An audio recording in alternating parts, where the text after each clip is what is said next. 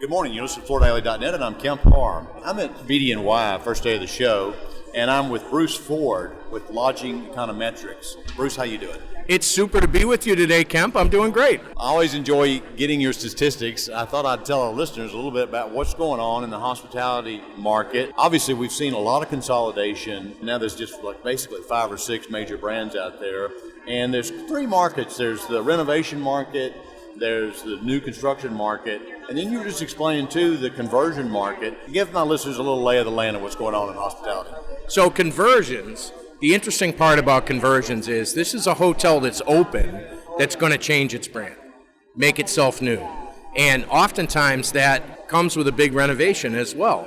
So this is a recapitalization of the project. So this is often triggered by a hotel transaction. So a new buyer buys the hotel, they renovate, they reposition it, and then they run it going forward. What I was saying to some students a little earlier, and is what unique about the hotel industry, different from residential. So you sell your house, you make it pretty, you get it ready for sale, you paint the walls, you want people to think, this is beautiful, I want to live there. In the hotel business, they do exactly the opposite. Okay, they sell it to you dead on a doornail, ready for the next renovation, because they've taken all of the capital and all of the revenue and all of the opportunity out of the hotel, and they said, you renovate it and reposition it and capture the upside.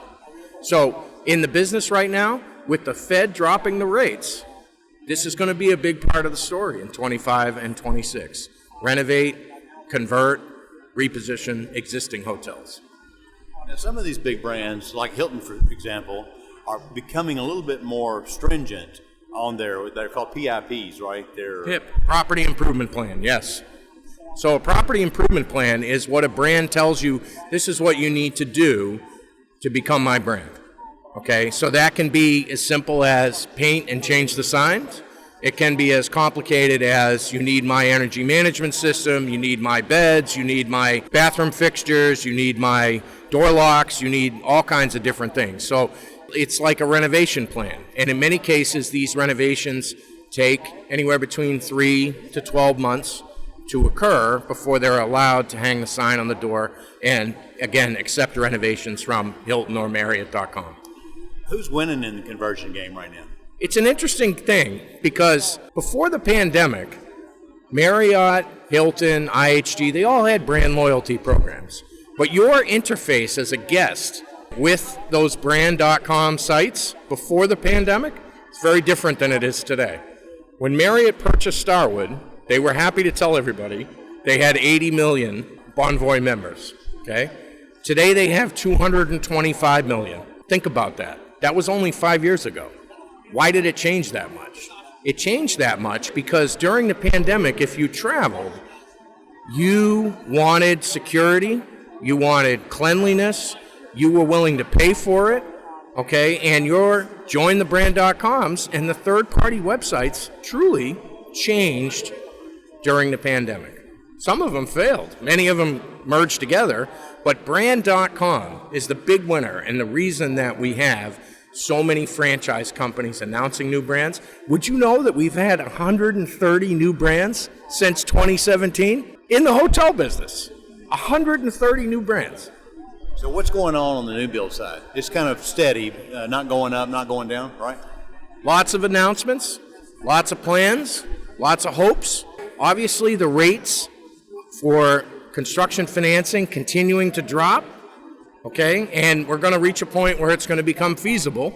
It is feasible for really grade A projects right now. And if you're persistent, developers can get financing. But it's scheduled to really open up next year. You know, where's the activity or where's the sweet spot now as far as occupancy where the consumer is coming in and the properties are full? Is it on the upper end or the medium end or the low end? So occupancy for economy and mid-scale is actually kind of soft right now because those properties performed better during the pandemic than most. But how much are you really going to pay for a mid-scale hotel room? There is a limit, okay? When you get to the top of the market in the luxury and upper upscale market, they continue to test the rate elasticity up there. You come to New York City and you want to stay in a full-service hotel now, it's $400 a night, period, okay? You can choose a select service hotel and still get a room for around $300. But if you want to be in Manhattan, the rates have significantly changed, about 20%. And that's really all inflation. And it's also the cost of labor. So in a hotel today, pre-pandemic, a front desk clerk, let's say they made in Manhattan, let's say they made $30 an hour, they're $40 an hour now. That's a huge change. And labor is a big issue in the hotel business today.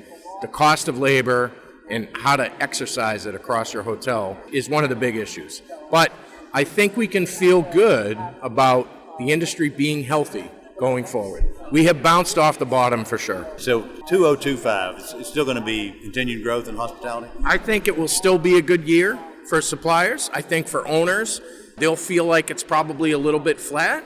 But I think if they're able to begin to leverage their portfolio with financing, it will clear that up. All right, Bruce, thanks so much for spending time with our listeners. Again, we've been talking to Bruce Ford with Lodging Econometrics, and you've been listening to Kemp Harr and FloorDaily.net.